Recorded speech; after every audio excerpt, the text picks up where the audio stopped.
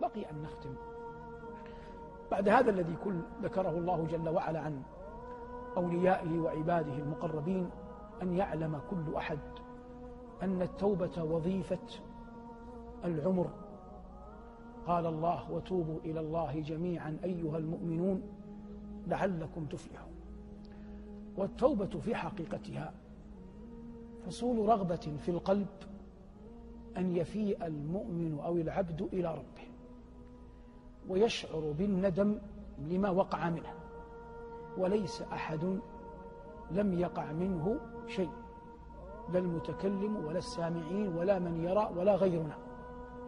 إن تغفر اللهم تغفر جما، وأي عبد لك ما ألم. لكن شعور العبد بأنه حقيق به أن يؤوب إلى الله هو طريق التوبة الأول. لكن هذا الطريق وهو طريق التوبة لا بد أن يصحبه علم بجلال الله، فإن العلم بجلال الله وجماله يعين العبد على أن تمضي أقدامه وخطواته في طريق التوبة، ولا ينتكس ولا يرجع لعلمه عظمة من هو قادم عليه ومن يؤوب إليه. ثم لا بد أن يصحب هذا عمل صالح يذهب به المرء ما يريد أن يتوب منه.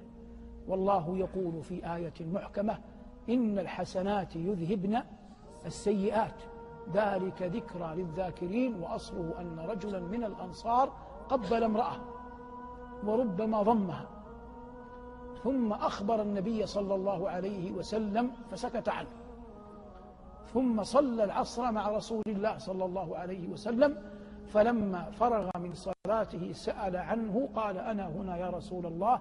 قال: أصليت معنا؟ قال: نعم. قال: إن الله أنزل إن الحسنات يذهبن السيئات ذلك ذكرى للذاكرين.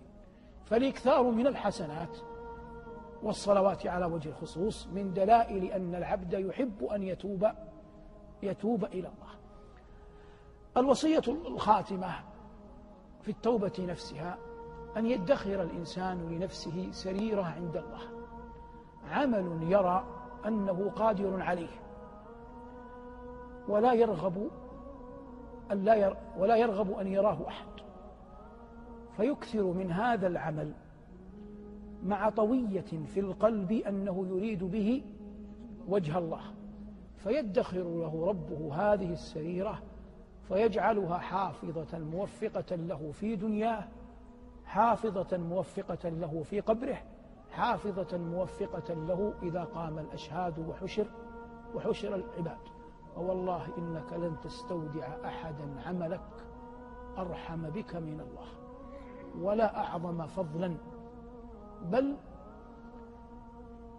مثل هذا أن يودع الإنسان أعمالا صالحة عند الله حتى في مدلهمات الأيام ونزول الخطوب وتوالي الكوارث يجدها الإنسان من حيث لا يشعر. فربما عبد له سرير عند الله فإذا به ينبأ بحصول شيء وقع عليه فتجده أعظم ثباتا وأشد صبرا، مع أن الذين يخالطونه لم يكن يتوقعون منه أن يكون صابرا على هذا الحال، لأنهم ماذا؟ يجهلون أن له سريرة عند الله، وبسريرته هذه ثبته ربه جل وعلا وأعانه. إذا كان هذا من تثبيت الله لهم في الدنيا فكيف بتثبيت الله له في الآخرة؟ اللهم إنا نسألك بأحب أسمائك إليك وأقربها زلفى لديك، وبأنك أنت الله الحي الذي لا إله إلا هو، أن ترحم ضعفنا وعجزنا وقلة حيلتنا، وأن تهدينا اللهم سواء السبيل.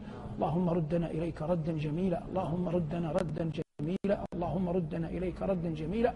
اللهم إنا نسألك الإيمان والعفو عما مضى وسلف وكان من الذنوب والآثام والعصيان.